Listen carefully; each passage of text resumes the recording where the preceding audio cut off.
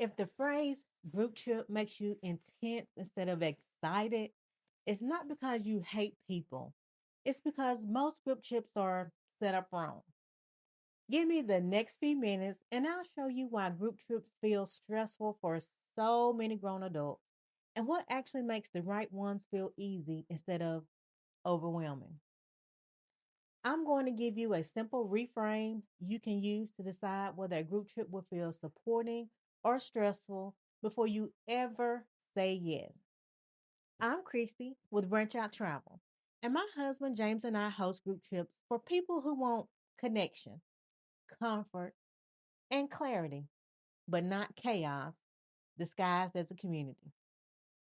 Every video we share is about helping you travel with confidence and peace, whether you ever travel with us or not. So here's the truth: most people don't actually dislike group trips, they don't.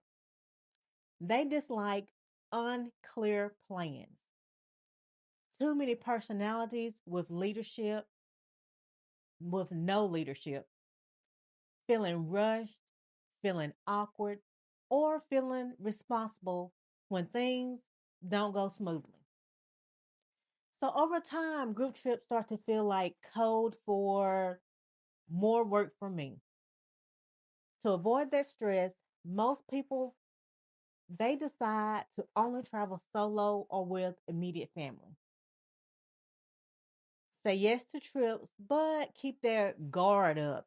Or skip trips altogether and say, maybe next time I'll go. Some even blame themselves and think, maybe I'm just too particular. And why is that not working, you ask? Because the problem isn't you and it's not the group travel. The problem is the structure. When a group trip doesn't have clear leadership, thoughtful pacing, defined expectations, and someone actively managing the experience, that's where your nervous system stays on high alert. And when that happens, even fun things feel exhausting. Here's the reframe. Here's the reframe that changes everything. Step one: stress doesn't come from people, it comes from uncertainty. When you don't know what's happening, what's expected, or how things will flow, you your mind in fills in the gaps with worry. Step number 2: the right group trips remove decisions, not add them. You shouldn't be deciding where to go, what time to leave, or how to adjust if plans changes. That's not relaxing, that's managing.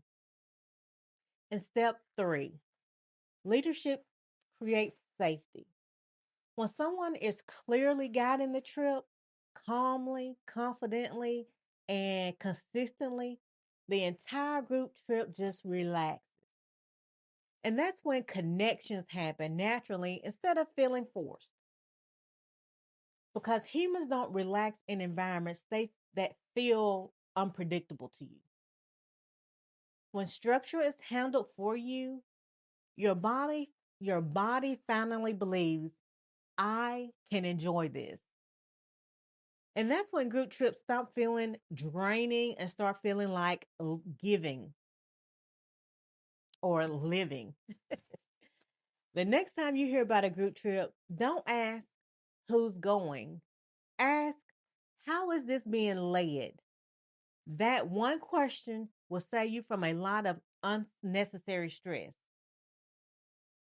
Because once you stop associating group trips with pressure and start looking for structure and leadership, you open yourself up to experiences that actually restore you instead of wearing you out.